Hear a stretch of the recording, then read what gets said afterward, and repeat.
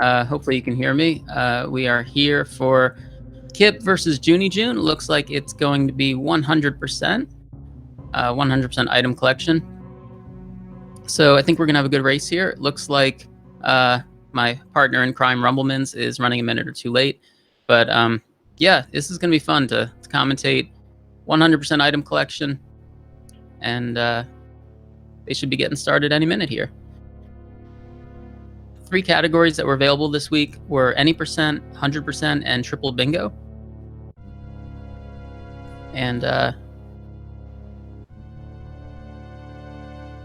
let's see if I can find out what the vetoes were. Vetoed any percent. And jooniejoone vetoed first. jooniejoone vetoed bingo. So that was the order. jooniejoone vetoed bingo. And then that kind of let Kipp decide which category it was going to be. He vetoed any percent. I know Kipp was actually looking forward to possibly running some bingo. But 100% is going to be fun here. We'll get all 100 items. We don't want to see any 99% today. Let's see what routes they do, because there are a couple of different routes you can do for 100%. I guess the main things are you could get early grapple beam or late grapple beam. There might be a couple of other little differences also, like you know, when they decide to pick up the Kraid missiles and things like that. As far as I know, I think Kipp is a fan of doing late grapple. Clip to get to Shack Tool to get Spring Ball. Not sure which one Joonie does, which route.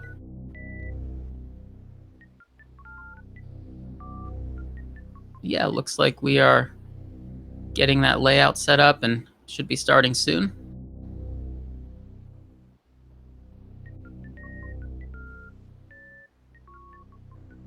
How's everybody doing today, though? Everybody looking forward to this 100% race? I see Peach in the chat with the Let's Go Kipp. Shout out to Kipp. Are their favorites? Hundo is a lot of fun to watch. We get a nice long category to watch. Off. So hopefully they will get all of the items in Series Station. Can't come back here after you finish it. Series Station being 0 items.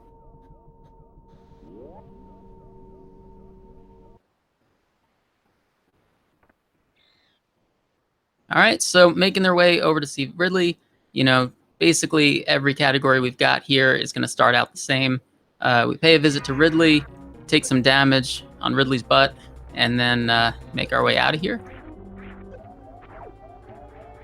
Oh. Everywhere Samus goes seems to explode. I don't know if that's a coincidence or not. Everyone says Samus is not responsible for these explosions, but it does seem like, you know, Samus visits someplace, she leaves, it explodes. I'm just saying, you know.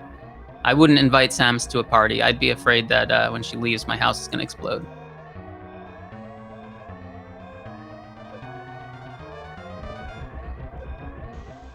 All right, let's see what kind of Series Station times we get.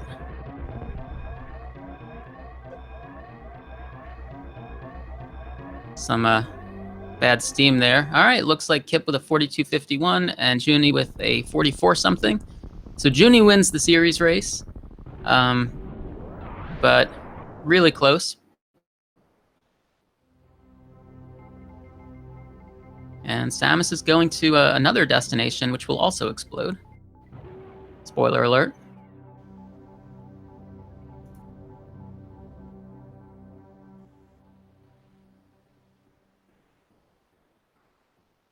Hey, FPS. Sorry I am late. I got here as fast as I could, but my speed booster was broken, so it took a little longer. To speed run those meetings, you know? Oh, looks like we're doing some 100%. Yeah. You didn't miss too much. Just landing on the planet. Junie, for anyone who didn't hear, looks like Junie vetoed bingo and Kipp vetoed any percent.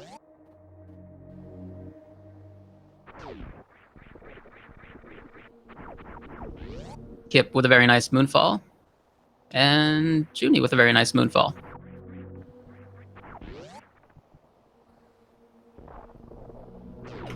So they'll be making their way over to Morph Ball. First item out of 100. I really like Kipp's choice in ban there. Any percent is a riskier category. I don't want to say 100% is free, but the longer a run is, the better, the more chance there's that a skill will win out, right? And the less volatility there is. And so I think Kipp is taking that approach of, hey, the longer this run is, the more my movement advantage gives me an edge. And so let's do 100%, and I have less chance of dying or something crazy happening. Oh, and, going into this race, I guess Kipp is seed number 5, and Junie is seed number 35. So anytime you're going up against a top 5 seed, you've got a tough opponent, and Kipp is definitely going to be a tough opponent here.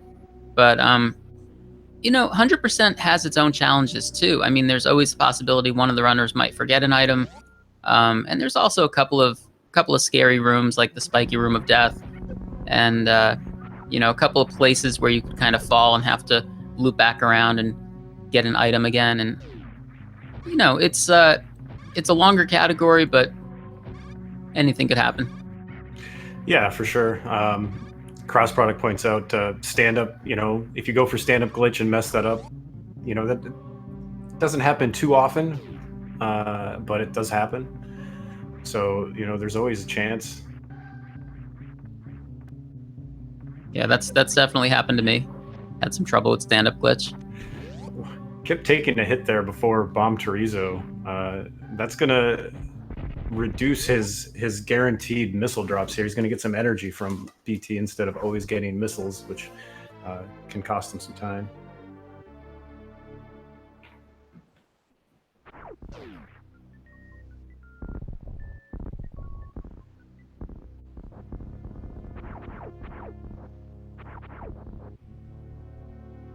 Sorry.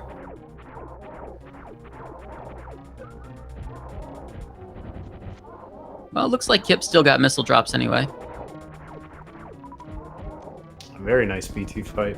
There are 2 main 100% routes that are run. I don't know which route Kipp is doing, but I know he's not a...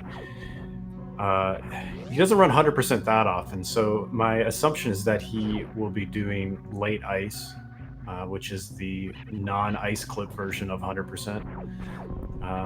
But what are your guesses? What do you think they're going to do? See, I actually thought the other way around. I thought that Kipp might go for the ice clip route, but I'm not really sure. Like you said, I haven't seen him run this category a whole lot. I'm also not sure which one Junie does. I know Junie has a lot of experience with different routes. One of the cool things Junie has done is Junie has done a run of any percent with every possible boss order, all 24 possible boss orders. Have you seen that? I have not seen that, but that's amazing. Yeah, so Junie has a list of all 24 boss orders and has a PB in all 24 of them, and I think Junie is pretty comfortable with different routing options. I mean, that includes typical KPDR. It also includes RBO and everything in between, I guess. There should be a 24 route percent where you have to do all 24 routes, and your total time is your time. Junie's list. Junie has the total at the bottom, which I think was like 29 hours. So as far as I know, nobody else has done that and totaled it all up. So 29 hours might be a world record for that sort of thing. But I don't think it's been done back to back. I feel like, oh man, I was trying to think of what one would be worse, if anything would be worse than RVO, but I guess doing like Dragon. No, Dragon then Ridley would be fine, I guess. I don't know. Like What do you think the worst route would be? Well, I'm guessing RBO is the hardest route, but that some of the other ones are just really inconvenient with like backtracking and stuff. But RBO is probably the hardest. Yeah, certainly doing Fantoon and Kraid last, right? Because you get no suits for the rest of the run, has to be the worst. But then I guess it's a matter of is Ridley first worse or Dragon first worse? I don't know. I guess if you're doing Dragon first, you get Plasma for Lower Norfair, and you get more E-tanks more easily. Jump. So I don't know. I guess I'll have to run all 24 of them, and then I'll get back to you. That should be good. Or we could have a multi. How about instead of a multi-category tournament, we could have a multi-route tournament where it's any percent, but it's randomly chosen from the 24 possible boss orders. I think there was some chatter about that at some point, and I think it's really interesting because you could even scale it up for skill, right? Like the week 1 or maybe week 1 and 2, you could guarantee Kraid first, and then after that you could guarantee either Kraid or Fantoon first. And then after that, anything's possible, and you get things like RBO and weird RBO. I like that. And on what's going on here is, very clean movement from both runners. They got everything that they could get right now in green Brinstar. Kipp made his way out of pink Brinstar. Joonie is not too far behind. And Kipp did skip those charge missiles that Joonie just picked up, but that was intentional. He'll pick them back up on his second trip through.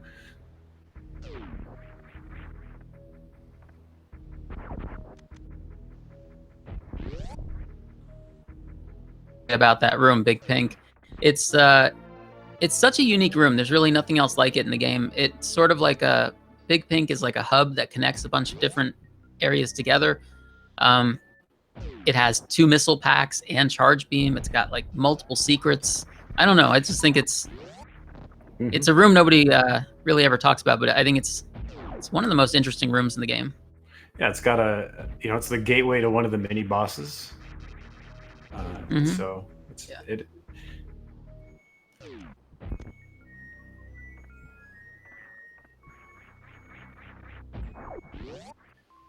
So we should say at this point, it's still too early to tell what kind of routes the runners will be doing. We're going to find out once we see them go to Norfair and see what choices they make there. Yep, and the choice will be whether or not they go to Croc first. If they go to Croc first, then they're going to pick up Grapple. They'll skip Ice and go up to Wreck Ship. They'll use Grapple to get to Spring Ball later. If they skip Croc and instead go pick up Ice, then they are going to do early. Then they're doing early Ice, which means they are using the Ice Clip to get to Spring Ball, and then we'll pick up Grapple and everything after they have Plasma, using Plasma Beam on Croc to save a little bit of time. One thing about the early ice route, though, is that it does get 1 less E-tank for that section of the run going up to Wreck Ship, which can have some subtle implications as you kind of go through bowling and go through the landing site and are trying to skip the ship refill. About that, but I guess if you do that route and you've got 1 less E-tank, you might find yourself doing like a little bit of extra farming to make up for it. Yep. Generally, you'll do a refill at the ship if you're short, but if it's before you get to the ship, then I guess you might be farming. There's a very specific amount of health you want to make sure that you can spark through Gauntlet, and if you're short of that, the last thing you want is to try to spark through Gauntlet and then run out halfway through and get pulled into the lava.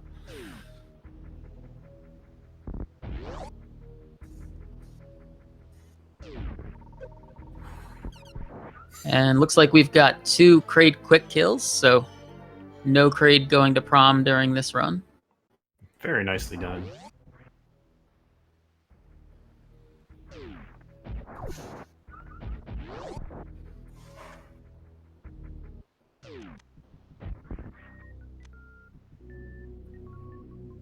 Out of the Kraid area. I guess that's the mouth ball. Is that what it's called?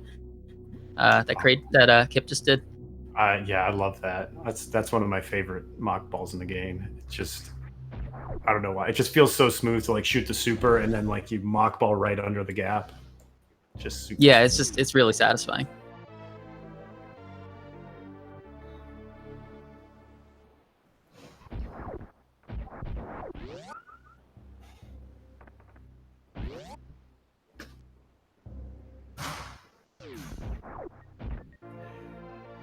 So far, I don't think any of our runners have missed an item, which is good. That is that would be an unfortunate way to invalidate your 100% run. But when I've practiced runs, I do. I sometimes forget something, and then I notice, I'll realize it a minute later, and then have to go back for it. So if you forget something, it is better to go back for it rather than never get it.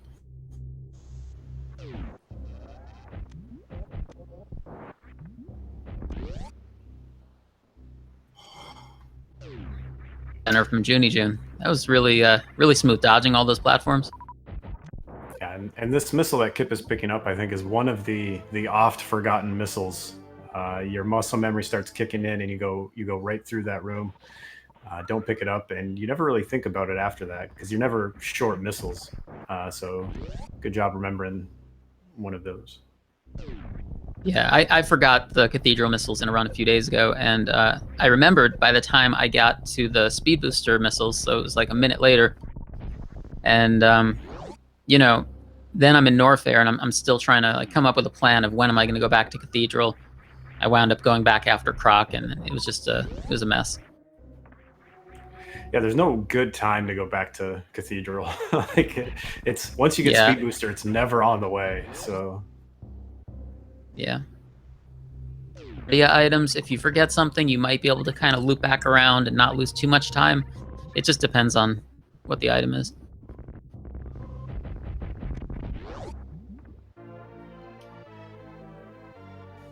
You know, my first 3 runs of 100%, I forgot a different missile pack every time.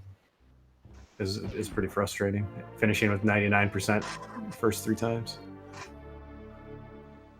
It's given me trouble, and I'm saying this before either of the runners have gone there, but the left side missiles in the wrecked ship, with the ones that you're supposed to get before the Fantoon fight.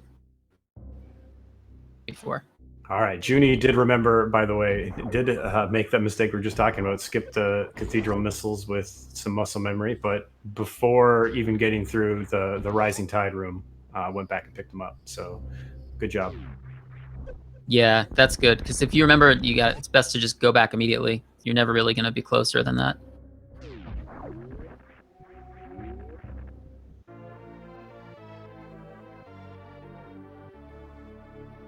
You were mentioning earlier when it comes time to do Gauntlet that we might see a ship refill. I find that's also a good time to check your ammo counts. If you do the ship refill and you know the route that you do, then you know what the numbers are supposed to show. Yeah, that's a very good point. It's a nice sanity check, and then you can spend the rest of the run trying to remember which thing you skipped.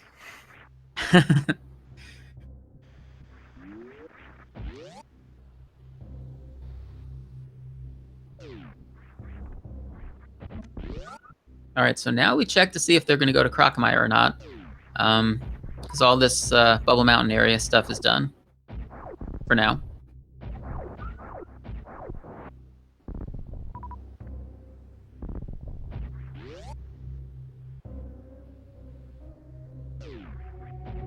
Kipp is indeed going to head down and do Croc.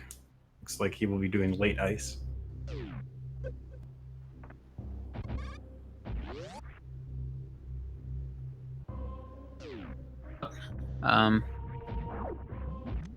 This is good. You wind up getting the Croc E-Tank now and just get this over with. Yeah, everybody get out your Croc Z emotes.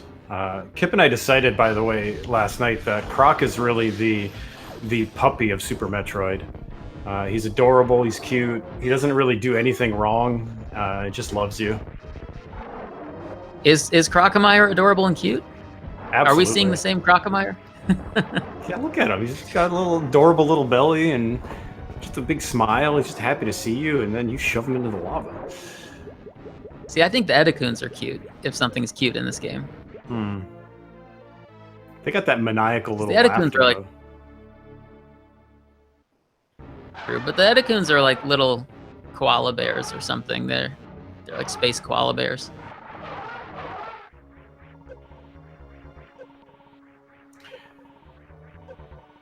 All right, so the cute, adorable boss is taking a soak in the sauna, in the hot tub. He's probably fine.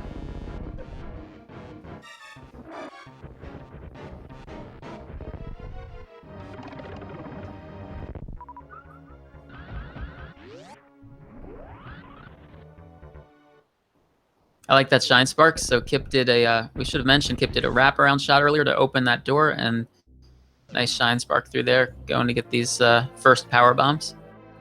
I think he actually opened it with a shot on the way there. I think he missed the wraparound. Oh, okay, gotcha. The wraparound thing is always really interesting to me. Like how people find that sometimes you can shoot on this side of the screen, an open door, on the other side of the screen. I think that's cool. I don't understand it. Section of the run, it's you know, got some cool strats. I like how Kipp fell through that vertical room there on the way down, and then here we'll see if he does the Indiana Jones strat with grapple.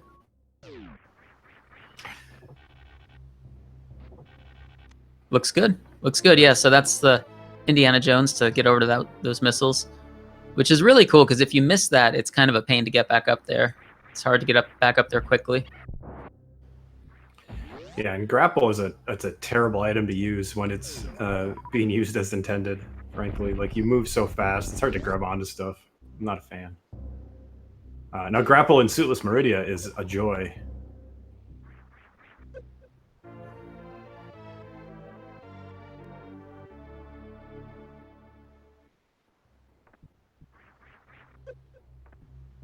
I guess 100%. I was going to say 100% is probably the category that uses grapple the most, but now I'm thinking maybe RBO might be the one that uses grapple the most, because it's used for a lot of farming. Yeah, I mean, you really only use grapple for Indiana Jones and to get in the Shack tool. In Hundo, I would use it for like a couple of other little things here and there. I don't know if everybody does, but I'm thinking about like the wrecked ship E-Tank. I use it in one of those rooms. Oh, sure. And there might be one or two other. Actually, I think I use it for the Croc escape here, for this little section that Kipp is doing. Cool. So it's used in like a couple of quick spots. Yeah, certainly it's used in a lot of spots, I guess, in 100%, now that you're pointing that out. But time-wise, there's like RBO uses it like all the way through Meridia. Yeah. To get out a Dragon. Lots of things. Oh, so close. Do you see Junie was going for that Indiana Jones strat and was... I really thought he had it. It was super close. But he's going to shine spark to get back up there. Got all of the hard parts of it. Just didn't quite get the extension on that last jump.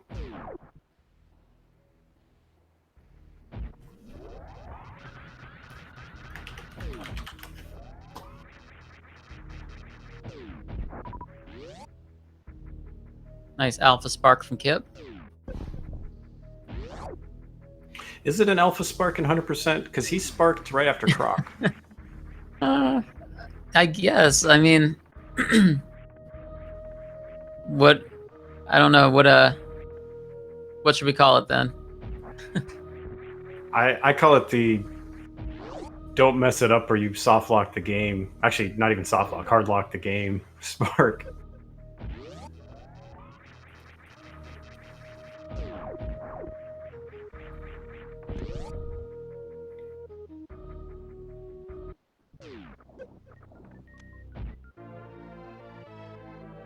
So as we saw Kipp do, and I'm expecting Junie will probably do the same, Kipp skipped the Kraid missiles for now and is going to come back for them later in the run. You know, you're not able to get the Kraid missiles the first time through because you don't have power bombs yet, but you've got like a couple of opportunities later in the run to get them. Yeah, I know Zost used to run a route where he would actually go up and get alpha PBs first before going down to Kraid, just so that he didn't have to come back to Kraid later. And I think time-wise, it ends up being about the same. That makes sense. Yeah, but Probably you do helps to have power bombs in a couple of rooms. Yeah, but you do have to do the red tower climb without high jump, which can be a little bit annoying. It can hard lock the game if you are. I could be getting some details wrong, but if you do the shine spark crash animation when a yapping maw is trying to grab you, it will hard lock the game. Which actually happened to me in one of my first any percent races on SRL. I hard locked it there. I had no idea what went on. It had never happened to me before. I didn't know anything about it. In the practice ROM, but I've only done it kind of messing around and trying to see if I can make it happen. I've never actually had that in a run. That sounds rough.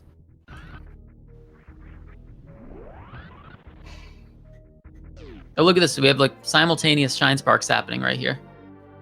That's beautiful.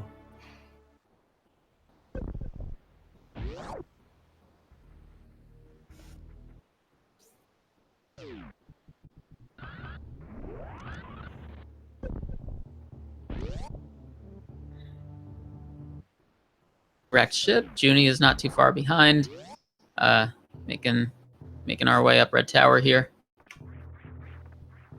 Runners had a very nice red tower.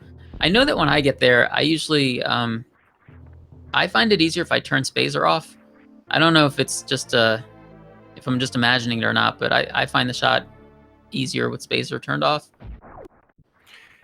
Yeah, what do you think, I haven't ran 100% in probably over 2 years, and I never pick up spacer really in any other category where I'd be climbing up red tower. So I never have to turn it off because I never get it because it's stupid.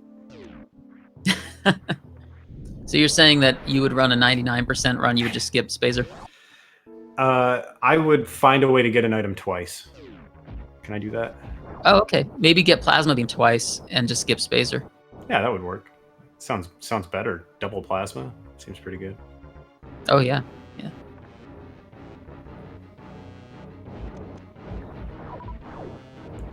So Kipp still has spazer on, so it looks like Kipp is not going to be going for X factors. Going to be doing a Doppler fight. Oh, unfortunately, the flame's getting in the way of the missiles there.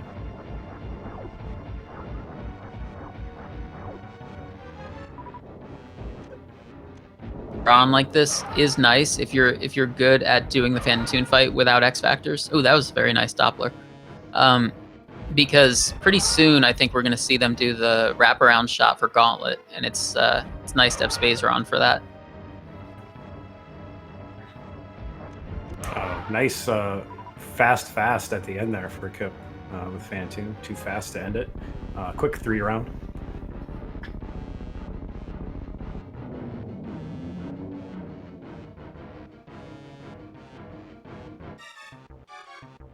Yeah, but Cross, all those things are cheating, and I don't like doing those things anyway.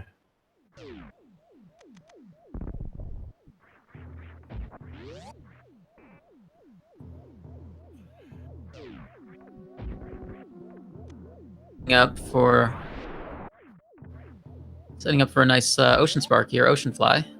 Looks good. Oh, not quite.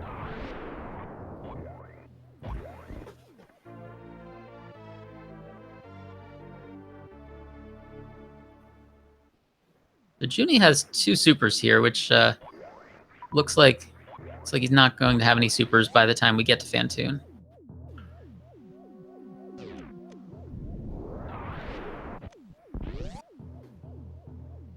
Both runners remembering the missiles on the left side of the wrecked ship, the ones I was talking about earlier. Yeah, that room is brutal if you go there after Phantoon. All those spikes and platforms moving around do a ton of damage. Right now, because the electricity is turned off, they do nothing. The spiky room of death. He actually has a ton of health, though. I think that's a good amount of health to have here. Ooh, it's a little bit close. Ooh, a nice speedball through those bricks. That was one of the strats I most wanted to learn when I started speedrunning Super Metroid, and it saves literally almost no time at all, as opposed to just running to the right and bombing it.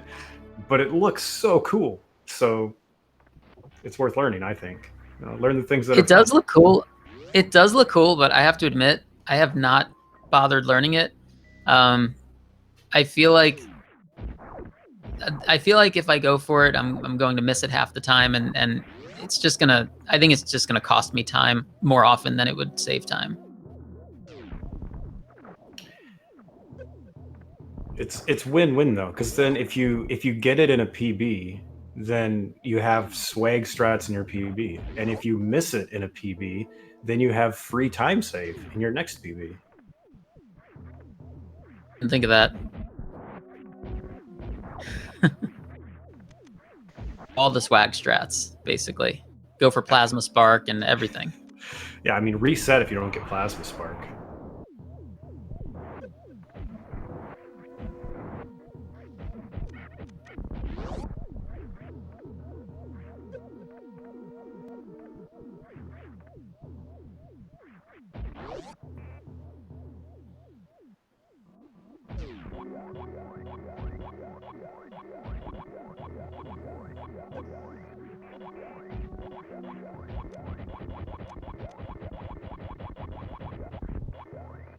All right, Kipp has shown those worker robots who's boss, and gets the attic missiles.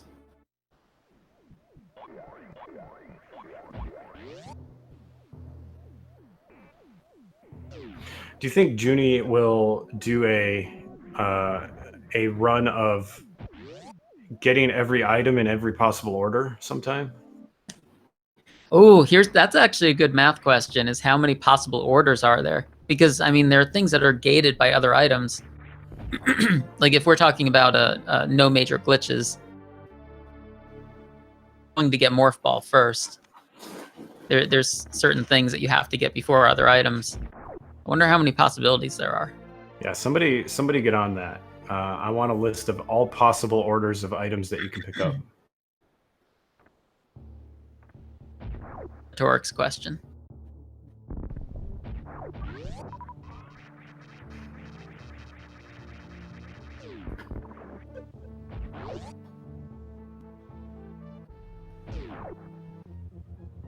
Got Joonie heading into Spiky Room of Death. Hopefully taking it nice and safe. I like that damage boost off the ceiling spike. Yeah, it looks like they are through without any problems. Yeah, it's always scary on the way through the first time, and then you go get the E-Tank, and it's not so scary on the way back because you just got an E-Tank. Yeah, and then you can go through the spikes and kill yourself instantly anyway. Commentator curse anyone, are you? I don't think it's 97 factorial cross product. I think because there are certain items you have to get before other items. For instance, you need Speed Booster to get Wreck Ship Reserve, so you can't just do it in any order you want.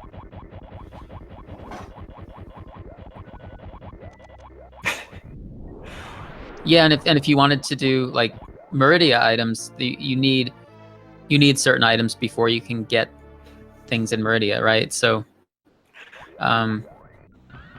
we specified no major glitches, Owl, so none of this go find a god block and give yourself an item in whatever order you want.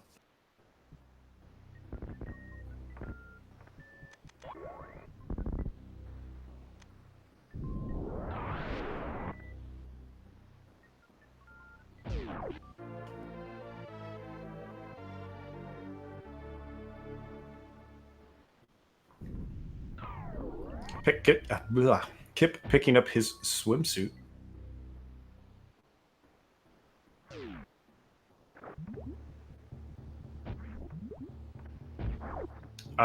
For instance, the GT missile, right? You need space jump. There's one that is gonna be awkward to get, unless somebody's crystal flash clipping up through the crumble blocks. Flash through the crumble blocks, you need to have enough ammo to crystal flash. So then there's some ammo requirements for that. right? So it's pretty complicated.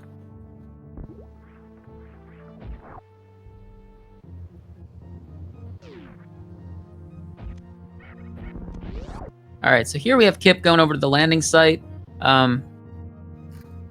Refill, right? What do you think? Nope, I don't think he's going to. See, I don't know the numbers. I don't know quite how much you need. I know that in this criteria power bomb room, I always take a bunch of damage. So Kipp shines sparking through there. I feel like it's like 229 or something. It's 2 something, and he's got reserves, so he should be fine.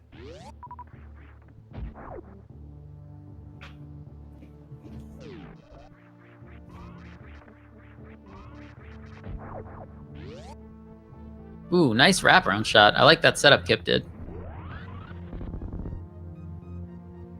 So that opens the door to Gauntlet, so you can just shine spark through. It's the easiest way to get through there.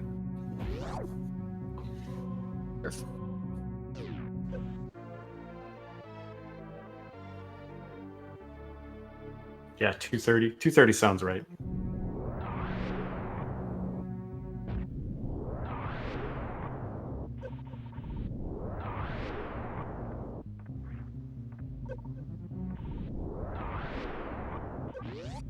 Amount of health too.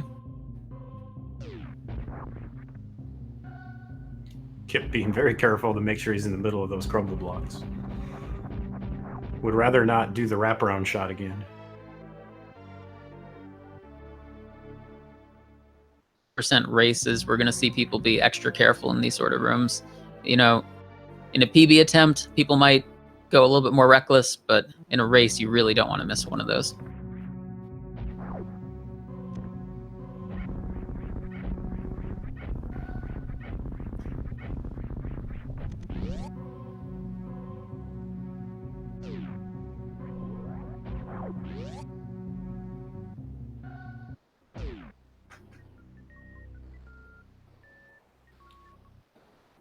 Maybe he wants Spazer for Meridia.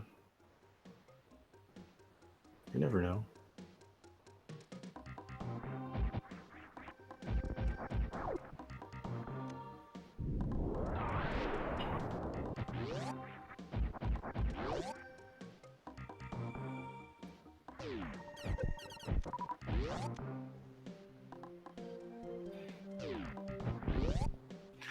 That's another trap that the game put in that I think everybody fell in casually. And I always imagined the pit that you fall in there to be much wider than it is. And I think that's where they get you the second time is you come back and you go, I'm going to jump from way over on the right.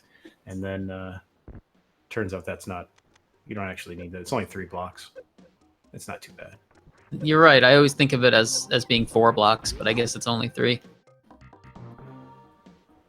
Throwback to Metroid 1 that had a room like that. Same kind of setup. Mm-hmm. Goals in this game. Because I watch on Twitch, I'll watch some blind playthroughs, and everybody falls for the tricks, right? Because, you know, why wouldn't you? Like, why would you expect the floor to just not be there all of a sudden? So it's great because the game is, I don't know, it's trolly in a funny way. You know, I don't feel like it's mean to the player. Well, I think usually people fall and then they laugh. You know, it's everybody's having a good time.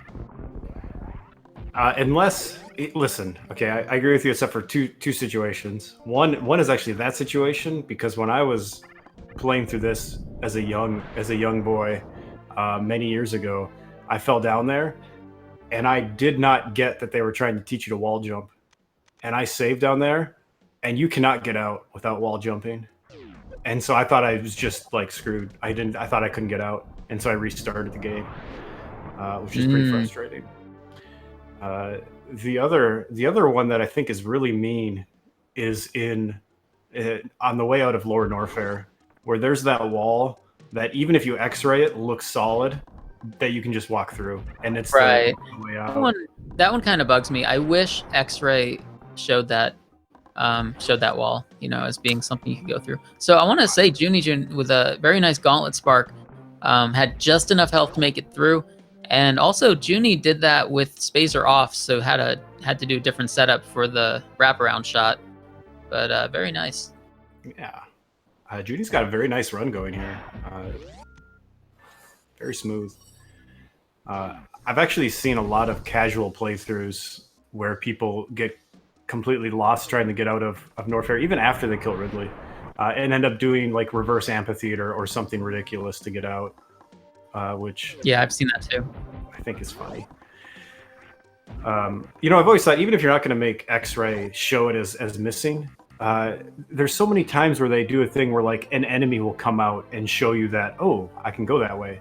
If they just had like a gamer walk out from the other side of that wall, like that would have tipped it off really well.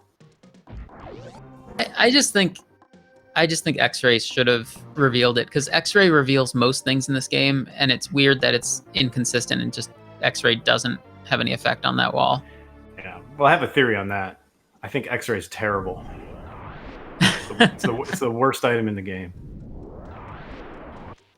Blind playthrough of someone recently, AI Snake, and Snake picked up X-Ray and hated it right away and said it was the worst thing he'd ever seen in his life. And he, after he died, he decided not to go back for X-Ray. So he is a gentleman and a scholar.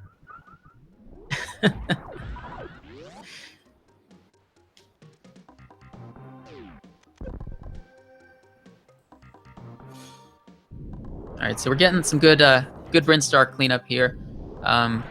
So Kipp has just finished with the pink Brinstar area, and think should probably be getting these tunnel missiles and then going to Meridia. Yeah. And that Kipp just laid in midair. If anyone's wondering, that's to open the power bomb door so that when he comes back here later, the power bomb door will already be open.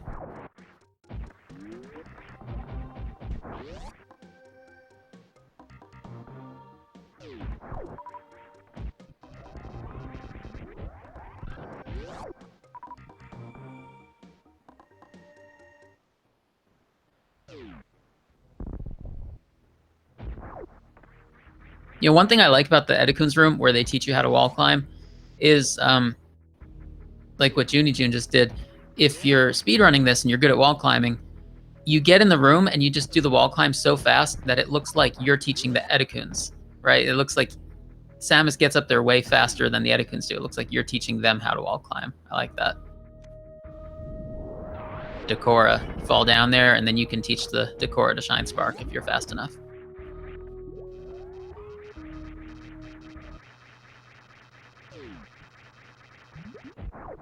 jooniejoone did what I always do, which is laid the power bomb one tile too far to the right. Has to lay a second one.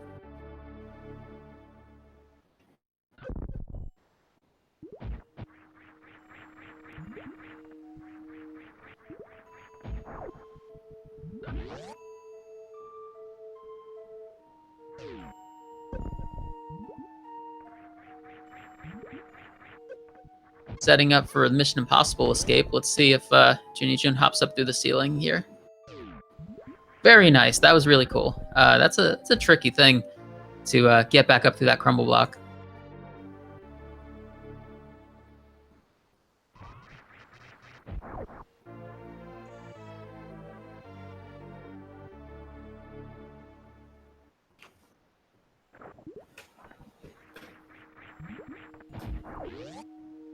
So Kipp is into the Meridia section. The Meridia section is, I think, one of the most interesting parts of 100%, because Meridia is just such an interesting layout, and you have to kind of loop around a couple of times to get some items, you know, to do the left sand pit and the right sand pit. There's certain doors you can't get through till you beat Dragon, so really interesting section. Yeah, I totally agree, and I think Meridia is really the first place in the game, if you played it casually, Meridia is the first place where you got really lost, where you had no idea how you're supposed to get somewhere, how you get around, how you get back to where you were. And so to kind of see the 100% routing and how efficient it is always really fun. When I started speedrunning this game, I think it took me about a year before I understood Meridia, before I understood like the layout.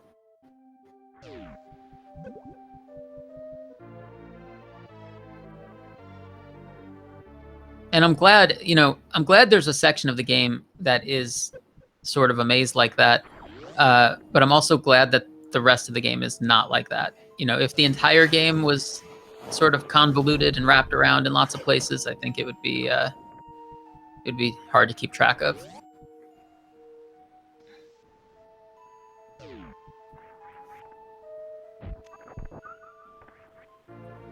I think they did a good job of making each area of the game kind of have its own personality. Meridia has a certain feel with the way things were laid out, and then Lower Norfair is very linear. It's sort of there's a couple of rooms off to the side where you can get missiles and things, but mostly Lower Norfair is just straight linear shot, straight to Ridley, and then straight back out the way you came. So, and then Torian is completely linear. So it's interesting how each section is got a different style. Yeah.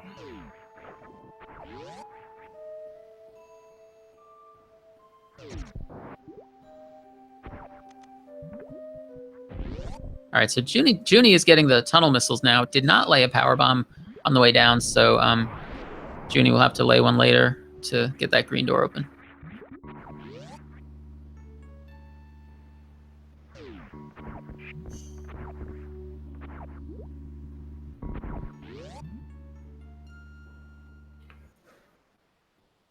Oh, I had to step away for a bit, and I might have missed it anyway. Did Kipp get what is that trick called? The ball breaker? Ball through the Buster? ball No, buster. he got really close. I think he bonked into the door. All right, because he got really mad the last time he did it and didn't get shout out for it. So now we'll make sure to shout out when he doesn't get it to even it. Well, I noticed that he didn't get it, but I purposely didn't say anything because I didn't want to call out a mistake. But now that you're bringing it up, yeah, I think they both missed it. Since you brought it up. Ooh, very nice full happy though. We have to give props to that. That was a really nice full happy. That is a very tough trick.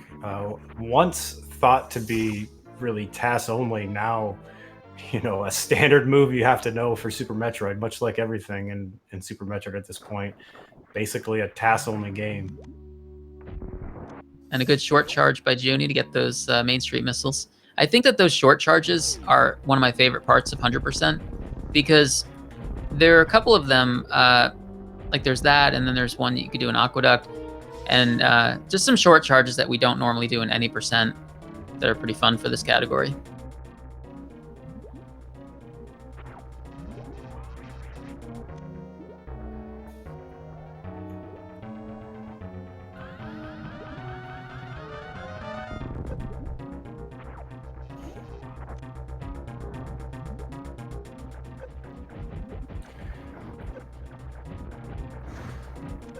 It looks like Kipp choosing not to kill Dragon with a spark. I thought he got it on the... Yeah, he definitely had it. He just sparked right there. He might have missed one of the charging of the sparks, and then just used ammo as a backup. I don't know. Very nice Dragon kill. Either way, it was,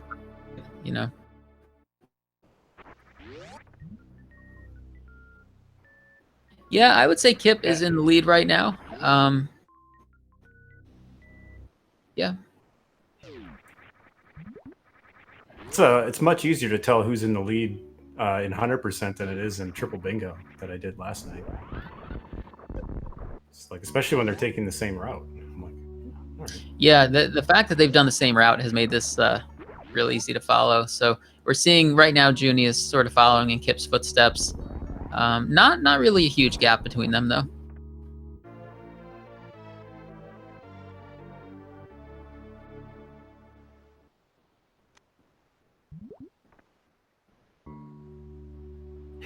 Kipp, don't call me Kipp. Kipp Stratus. Shoutouts to Kibler, Brian Kibler.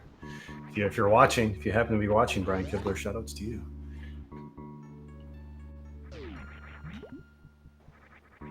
But I'll agree with it.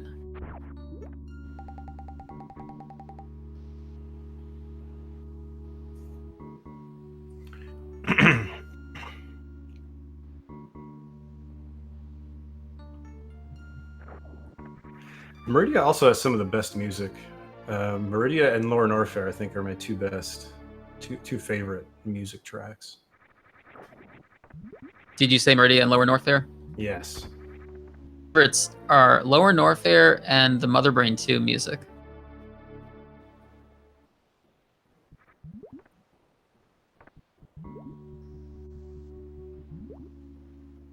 I think everyone can agree Lower Norfair is a really good one.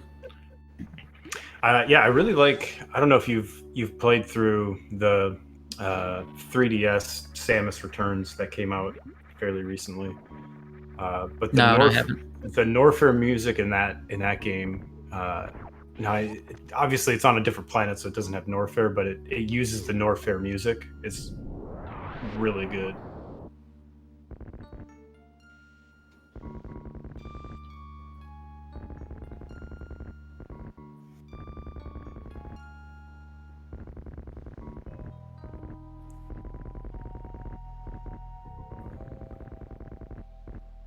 Yeah, that's true. It is in Prime as well. It's always good in every Metroid game. I see Junie using that setup as well to get the X Factor particles to fly towards Bawoon. That's a really cool strat that I see a lot of people have started picking up.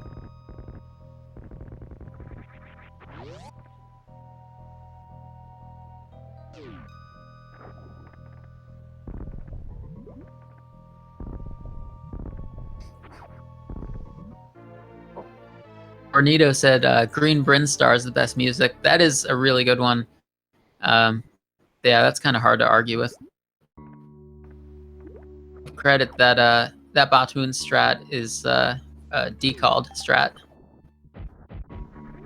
I think I've heard people call it the D factor for decalled. Nice shutouts. Then I did not know who came up with it, but that's pretty cool. I do like that, even though, as somebody pointed out, like the Meridia routing hasn't changed in basically forever, but there are a lot of different strats that have been implemented. The Dragon kills itself are so different in 2020 than they were even 3 or 4 years ago.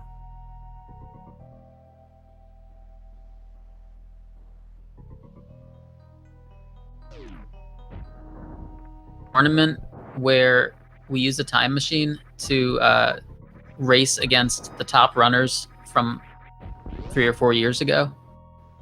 Be an interesting tournament, right? Or to each other. Yeah, Ice Clip is in Meridia, but everybody still goes to Spring Ball at the same time that they always did, right? Like now they use a different way to get into it, but Spring Ball is still picked up in the same like order that it was or has been, as far as I'm aware, for a long time.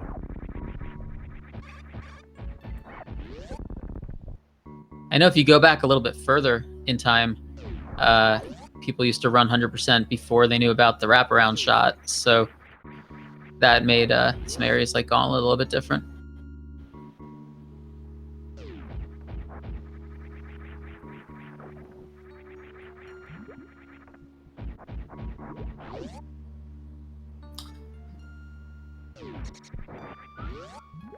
Hundo map is not in the pool of available categories. 100% is just going to mean 100% item completion. So at the end of the game, it shows the percentage during credits, and we want to see that say 100% just for the items.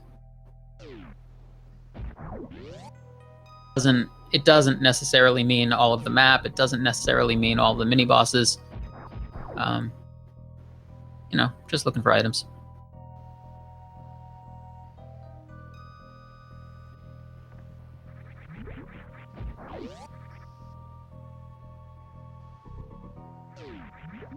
So far, I think both runners doing very well, not missing any items. At least nothing that I've seen. Well, technically, until they finish, they haven't missed anything, right? They can always go back and get it. That's true. That is true.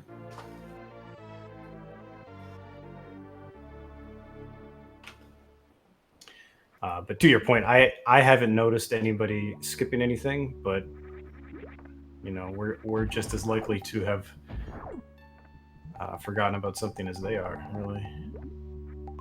Yeah. Commentators, we will be disqualified as commentators if we didn't notice a missed item. We might have to forfeit the commentary. Oh man, that'd be terrible. This is Kipp unfortunately falling through the crumble blocks. Let's see if it works. It turns out with spring ball you can just hold down jump. There you go, just like that, and you won't fall through.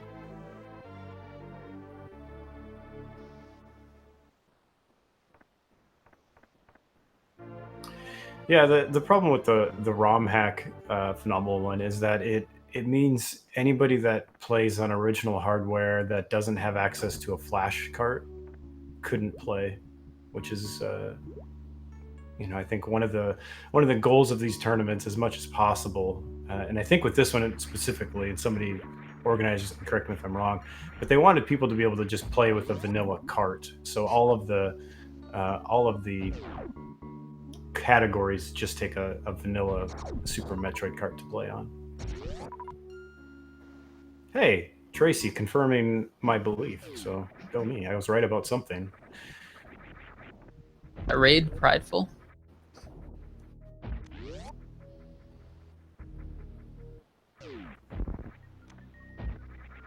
All right, so Kipp is done with Meridia, and jooniejoone almost done with Meridia. So Kipp's going to get those Kraid missiles now. Different options for when you get them, but have to have power bombs. So just going to get these missiles and get on out.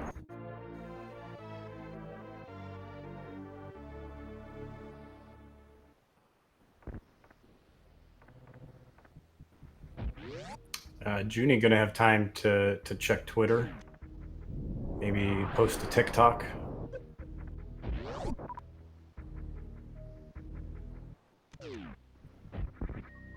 Oh, firing a couple of warning shots at Shaq Tool. Speed up, digging machine. What are you taking so long for? Many of those.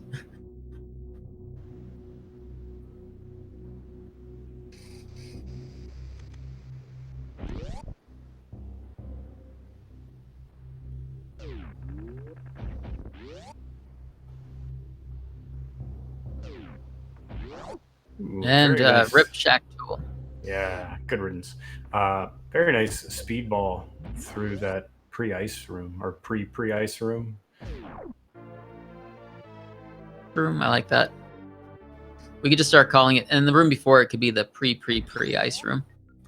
Yeah, and the landing site can be the pre-ice room. I guess eventually some of the rooms would have to be called like the post-ice room, the post-ice room. Well, and then you could also reference it. It could be the pre-post ice room, which I guess would just be the ice room. And yeah, okay, the ice room. Oh man, now I've hurt myself in the head.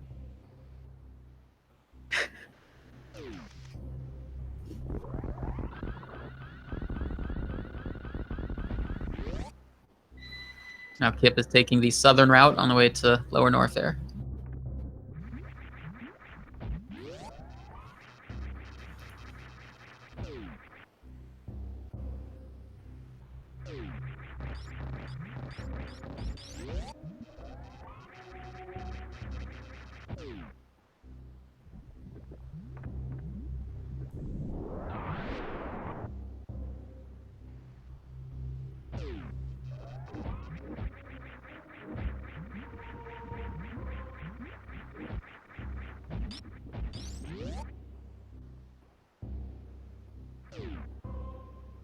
Norfair, it always feels weird to me to enter Lower Norfair and go left. You know, it's there's so many categories, any percent, GT Classic, RBO, like there's so many categories where you enter and you go right, maybe you do a green gate glitch, and here we've got to go left. Yeah, I think this is the only category that would go this way. Uh, The only other even- one I can think of is max percent GT code. Well, actually, no, that's not even true. Max percent GT code comes down the elevator and goes right, but then later has to come back around to get this missile pack. Yeah. Elevator.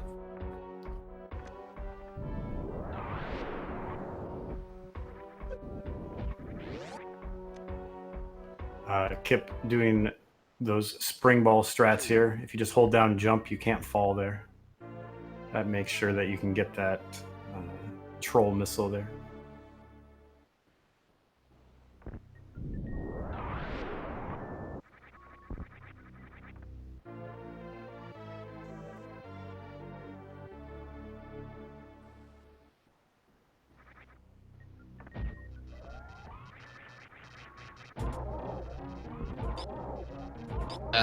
Golden Chorizo is actually a very easy boss fight if you just stand on his foot.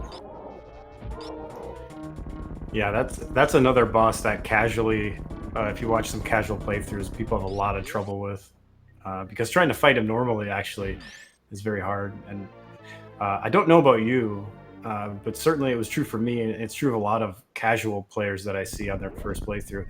Nobody uses charge shots, like, ever. It's all missiles. Yeah, that's true. One thing I noticed is a lot of casual playthroughs, people will regular missiles and they won't use super missiles. And I'm always thinking, like, you know, between having charged plasma and super missiles and regular missiles, missiles are about the weakest thing that you could use, and it seems like a lot of people, that's kind of their go-to move. Yeah, I think it's one of those things, like, you have a lot of them. You don't use charge shots. Like, almost nobody uses charge shots really ever, like, on any casual playthrough I've seen. And, like, you're like, oh, I better save the super missiles for when I really need them. So you don't use them, you save them. Missile might be saving them for whatever might be coming up next. I think with charge beam, I think some runners, well, I shouldn't say runners, but like casual playthroughs, I think some people just forget about charge beam because there's nothing in the game that ever really forces you to use it. So we're talking about like Mother Brain and things like that, but I think that people forget that they have charge beam, and it would be cool if there was something in the game, like some kind of gate or some kind of door, where you had to use charge beam to basically remind players about charge beam. Yeah, I mean, GT is probably the closest thing to that, because he's technically not invincible to missiles, but he's very hard to hit with missiles. He will catch your supers and throw them back at you, so you're sort of told not to use them, and then you're left with nothing but charge, really, that will hurt him. That's true. That's fair. That might be a way of reminding a player about charge beam before they get to Ridley.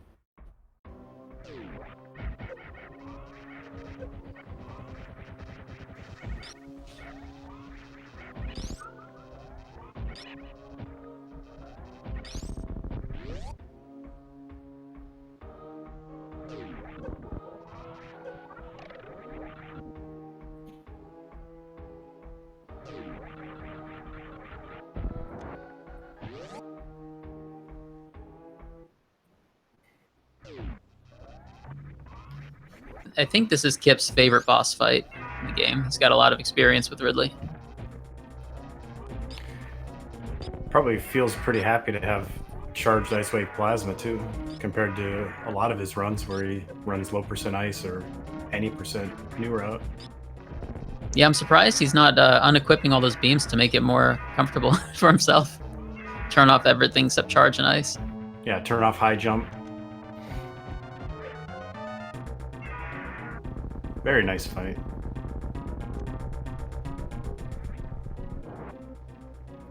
Oh, and Joonie getting that real nice space jump speed keep through that door.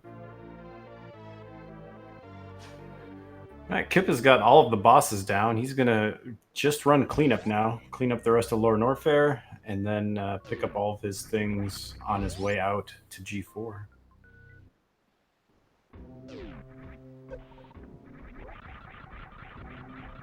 we might see the runners do a high five, but we might not because of the way you leave Lower North Air is different from the way you enter. Yeah, I don't think we're going to, because Junie's going to go to the left here and fight GT.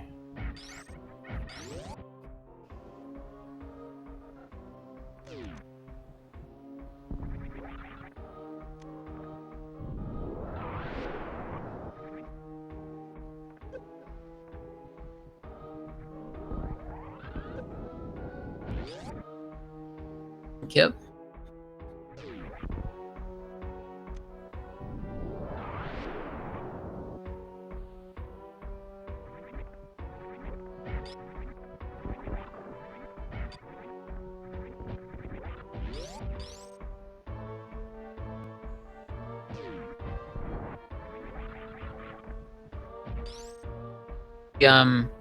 Firefly E-Tank here would be easy to forget. About like any percent muscle memory.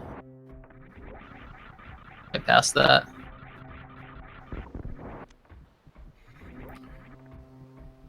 Yep. Well, I don't know about the other items, but Kipp has remembered all of the E-Tanks so far. His last one will be in Retro Brinstar in the ceiling. For Junie, because Junie's still going to get the Ridley E-Tank and Firefly and the ceiling E-Tank, so all the other ones are there already. Phenomenal. I don't know if you're asking like how long did it take the community to find it, or how easy it is to find the right pixel first, but it's actually very generous. Like you can you just kind of align yourself to the right of that pillar there, and it's pretty easy.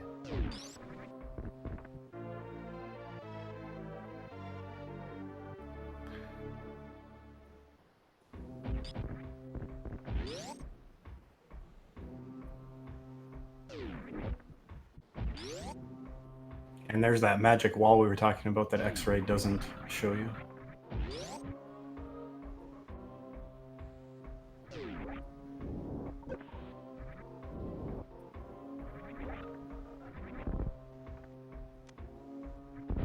To get the Franker Face Z missiles, while jooniejoone is going to go up and get the Mickey Mouse missiles.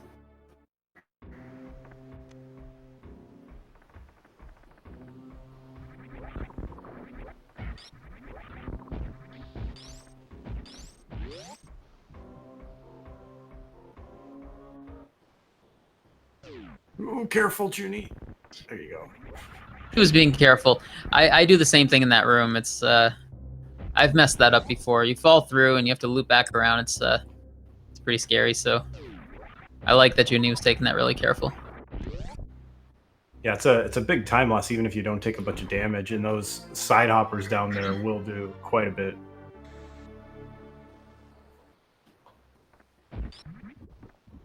All right, so coming up here in about 30 seconds or so, I'm expecting Kipp to get this Bubble Mountain strat that I don't know who came up with it. I don't know if Kipp came up with it, but there's a cool strategy when you get back to Bubble Mountain that uses Spring Ball.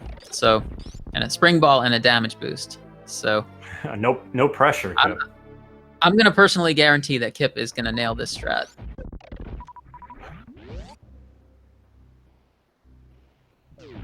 Kipp saying he didn't, and he didn't. So I think he's still gonna get it. I'm still saying he's gonna get it. He can't fail. Oh, so close, so close. But okay, so yeah, that was still a lot better than what I do. So I can't really complain.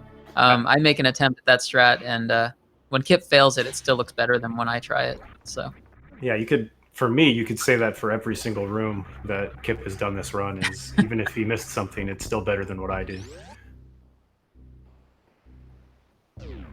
Junie with a nice Shine Spark. I like that. The Shine Spark on the first pirate, and then Supers for the other one. I like that.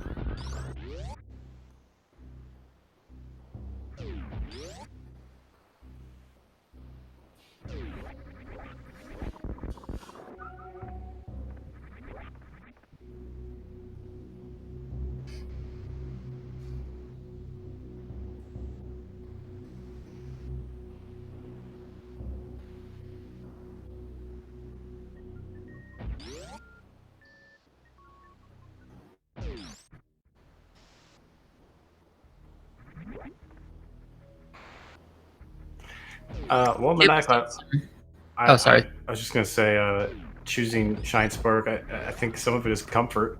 Like if it's the strat that you're used to doing, better to do that than introduce variance, I think. Yeah, I don't know how it compares time-wise, but I know I've done it before that same way where like shine sparking the I think shine sparking the left pirate is kind of the easier one to shine spark. So I used to do that same thing where I would shine spark one of them and then shoot the other. Times compare.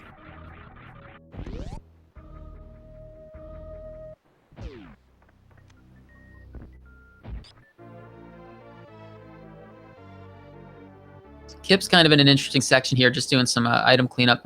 Rumble, I didn't notice. Did you notice if Junie has gotten the Kraid missile yet? It's still possible to get it on the way out. I am not sure. Because you can basically get the Kraid missile before Lower Norfair or after.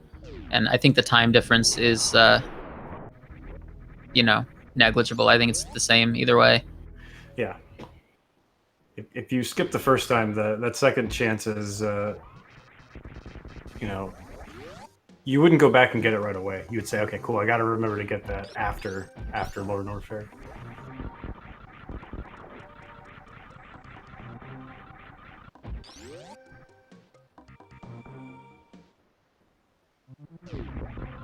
Nice wasteland speedball.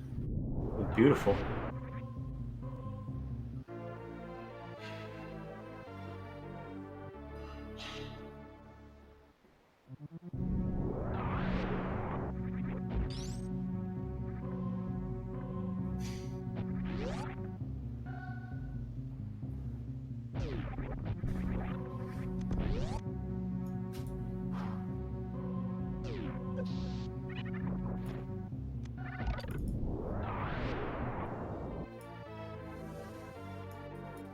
Energy tank pickups. I like that.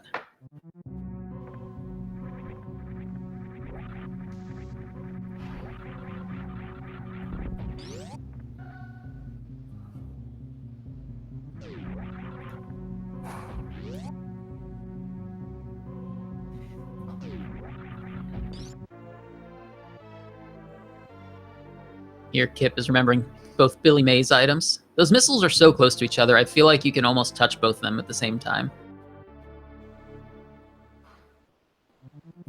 Ooh, could you save a fanfare if you could do that? Somebody get a free world record. Yeah, 100%. if Samus could like get one of them with her hand and one of them with her foot, and just grab them both at the same time, like pixel perfect and save an item fanfare. I like that. These missiles that Kipp are picking up right here, they were the missiles I missed on my first 100% attempt ever. I had to rewatch the VOD the whole way through, and I got to that point, and I was like, wow, I rolled out to the right and then left and didn't even pick up the missiles there for no good reason. So I guess I'm saying all this just to let everybody know that I am not good. Well, we've all made 100% mistakes.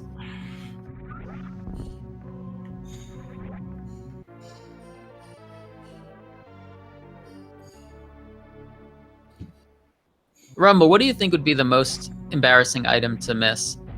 And I don't mean like something like Kraid missiles, because, people miss those from time to time, but... Terminator energy tank. That's a good answer. Like, you'd have to try really hard. You run through that room twice. Yeah. You literally have to just keep running. So I think that would be the one. If you jumped over it twice, that would be pretty impressive. With that, that's a good one.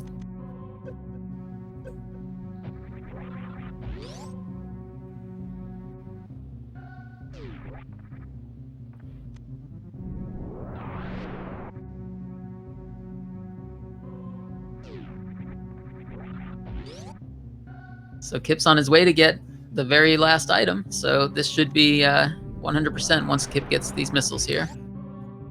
Now, if you're in Kipp's position, do you run to the ship and save? Kipp clearly has been in the stream, hanging out, knows the lead he has, knows he has time to do it if he wants to. Just to verify that you have everything before going down to Toria. I don't know. I was going to say if I was in this situation, I would probably just save before Mother Brain. Looks like Kipp's going left. Looks like he's not going to the ship. I think I would probably just, if I was going to save, I would just save before Mother Brain, and just in case anything, if I did anything wrong with like the stand-up glitch.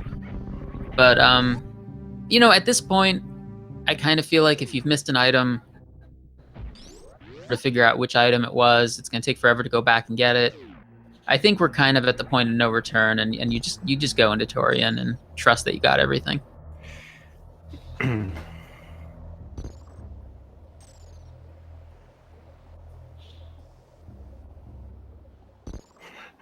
That's 3 items crossed. That's not an embarrassingly missing 1 item.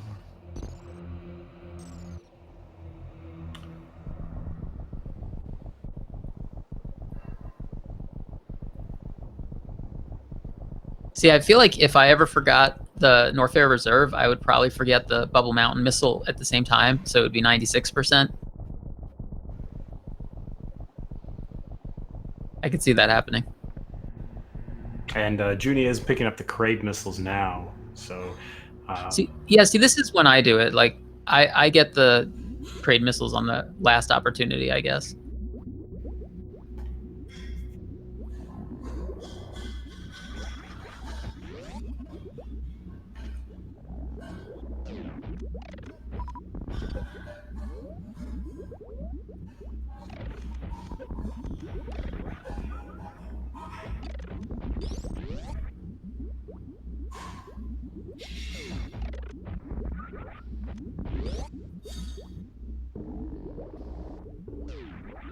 Where you get to Torian and you're not really worried about your ammo at all. You can just kind of fly through this. If you waste super, it doesn't really matter.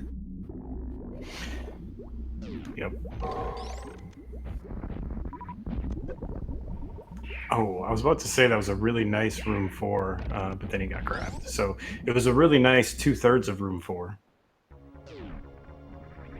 Yeah, Mother Brain save does lock you into Torian. It does. I kind of feel like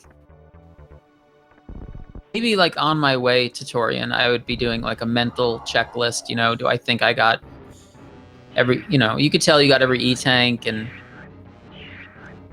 I don't know. I guess part of it maybe depends on how confident you are in the run. Like if there's anything you're questioning, then maybe go save at the ship. But if you're pretty confident, then just go into Torian.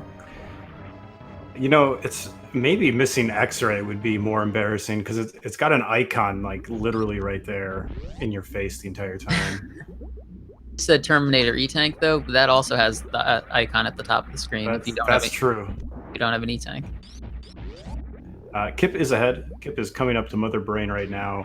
Joonie is doing cleanup. Needs to pick up a few more items in Brinstar, and then we'll be joining Kipp and Turia. Oh, Kipp's going for the spring ball Zeb skip. Nice. Very nice. That means he doesn't have to turn off screw attack, which saves him a pause. Alternatively, he could do the down back Zeb skip, but I think spring ball Zeb skip is more fun because it's uses spring ball. He was just working on that recently, so that's cool to see in a run.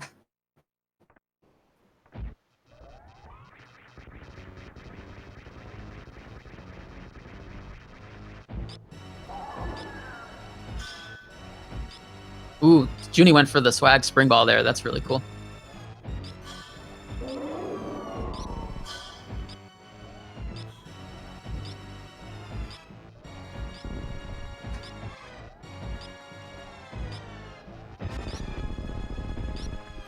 So for anyone who doesn't know, what we're going to see here is I expect Kipp is going to go for stand-up glitch. Looks like he is. I think he's probably got Varia suit turned off already. So basically, if you get hit by the rainbow beam and you've got the right amount energy... He's doing it with Varia on. This is potentially dangerous if you take too long to take that damage. Which can happen. Like when it happens to me, it's because Mother Brain decides to rainbow really quickly, and I'm unable to damage myself down soon enough. That rainbow beam will still hit you and kill you instead. I was scared for a second there. But you see that Kipp is, this is called the stand-up glitch because Kipp is standing up when Samus is not supposed to be able to. So we're able to kind of move around the room during the cutscene and start getting some damage in. It's a little bit of a weird glitch because there's some ways that you can get kind of stuck in place, and there's some ways that you can mess it up. But I'm sure Kipp's gonna do this with no problem. Yeah, the nice thing about 100% is that you do have X-ray as well, which means if you get stuck to the floor, you can use X-ray to force yourself to stand up.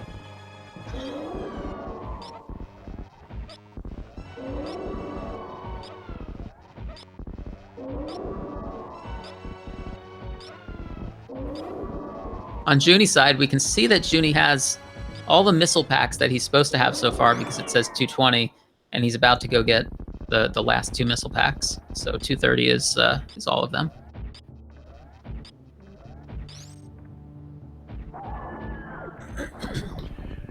That's always a nice feeling when you're this close to the end and you can do the math and know you've got them all. Like it really sucks if you're in Junie's spot and you have exactly like 215 missiles, and then you kill a couple guys and they don't drop missiles, and you're like, oh god, what did I forget?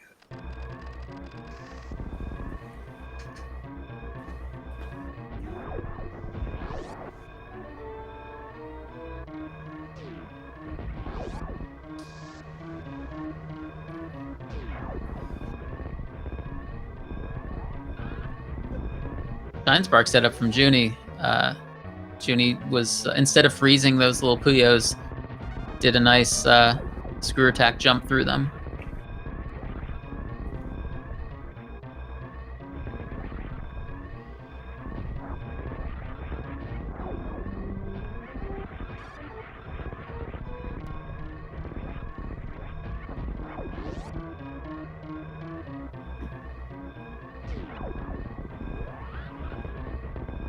And both players are actually in a pretty similar region of the game right now. But Kipp is on his way back up to the ship, about to wrap this up.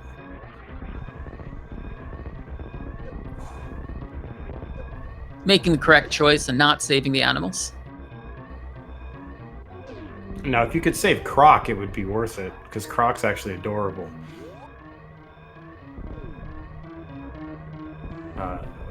Save the Crocomire. You already like peeled Crocomire's body off, you know, and just left him as a pile of bones. If you could bring him back somehow. GG to All right.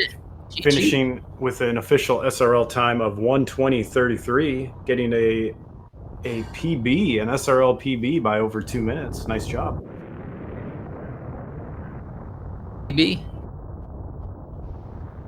So of course we need to. We've got full confidence in both of our runners, but we need to wait and see that 100% show up in the credits to know that it's 100%. You know, I would never wish this on anybody, but I do think it would be kind of entertaining to have a run that was very close and ended, and the first person that finished didn't have 100%, and so they're very disappointed, but then the second person also had 99%, and then it's this race to like reset and do it again or load a save. I think that'd be fun. Yeah, I agree. And then it would be yeah, and did anyone save at any point during the race? And, yeah.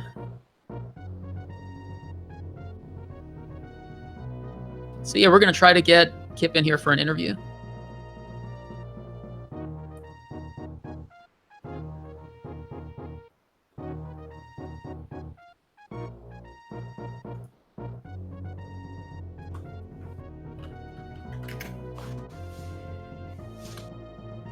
And I actually need to take off. Thank you, FBS, for joining me and covering for me while I was late, and then covering for me while I leave before the end. GG to both No Kipp problem. and Junie. Fantastic race, a lot of fun to watch, a lot of fun to do commentary with the FPS. Peace out to everybody else. Have a good day. Rumble. See you later. So I'm gonna stay here, and we're gonna try to get Kipp in for a little interview. We're seeing Junie finishing up Torian. % on Kipp's side, and see Junie finish off the race.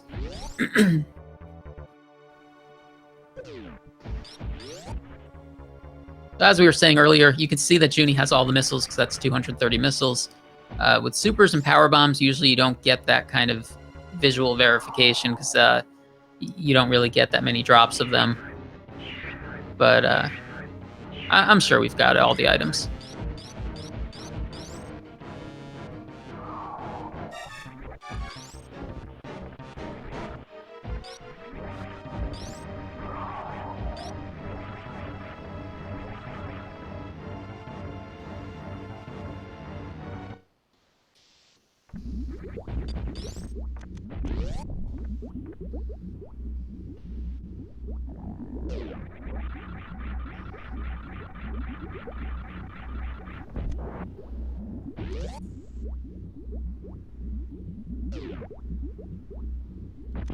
Going into Mother Brain 1. Looks like neither of the runners saved, but in 100%, you know, it is pretty safe. 100%.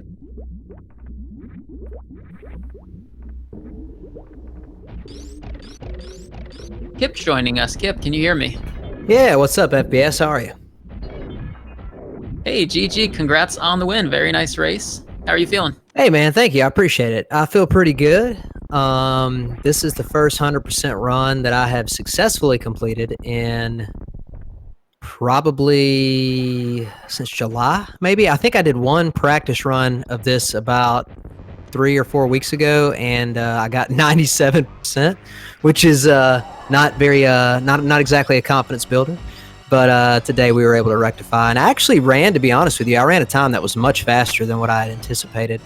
Obviously, this is not some like crazy awesome, time relative to a lot of players, but for me, without practicing, I thought this was actually a pretty good performance. So I'm very happy. 120.32, and we see that 100% on the screen. So GG, that is a valid 100% run. I'm curious. I have to ask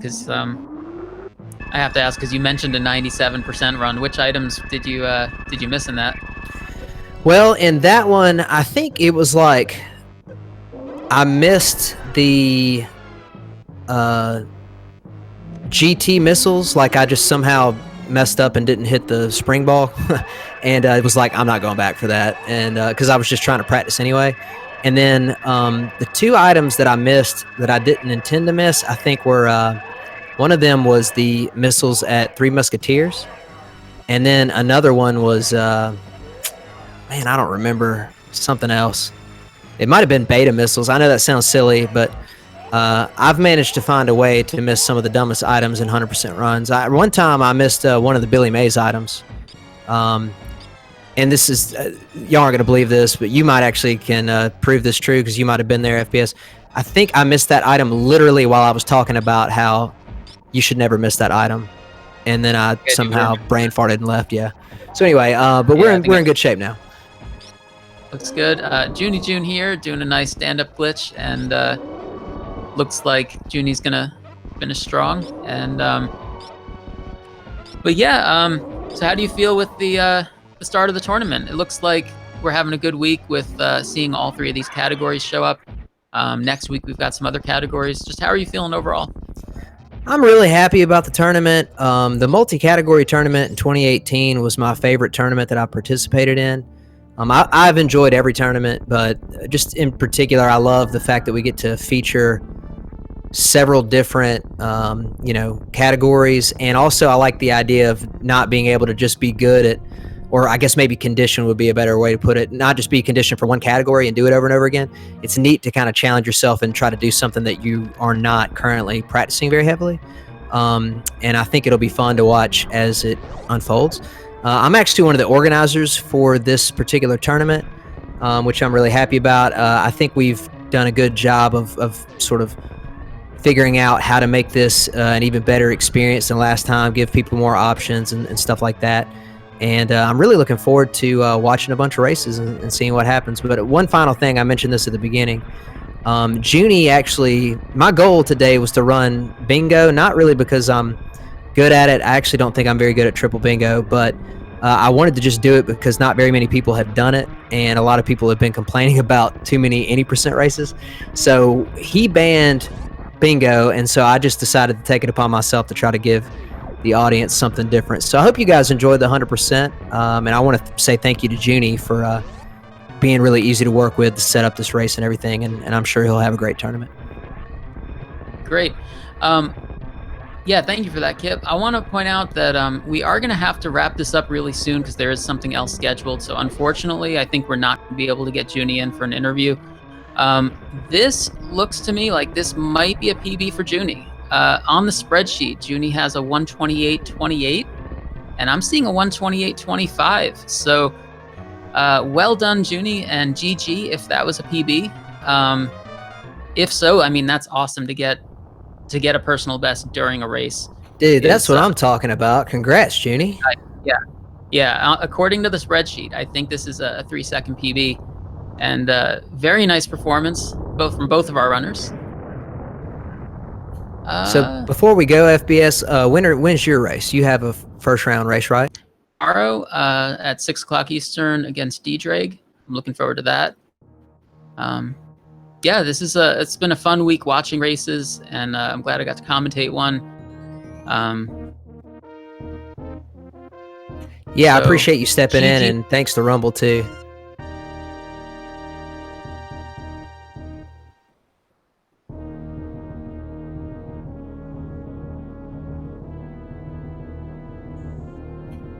Well, everybody, I think we're going to be heading out shortly. So once again, thanks to the commentary crew of FBS and Rumblemans, and a big shout out to Junie. Hope you guys all watch all of the races and enjoy every single race. It's going to be a great tournament overall for the next several weeks. But with that in mind, I'm going to go find my puppy and take her out and take care of business. So thank y'all so much, and we'll see you next mission. He hasn't been causing trouble for the past hour and 20 minutes without you knowing it. So I'm going to sign off here too, because it looks like SpeedGaming is looking to get the next race going for a different game. It looks like the Aria of Sorrow race is scheduled to start. So I'm going to step out, and thank you so much, everyone. This was a lot of fun, and I will see you later today or tomorrow for more of this tournament. Thanks, everyone.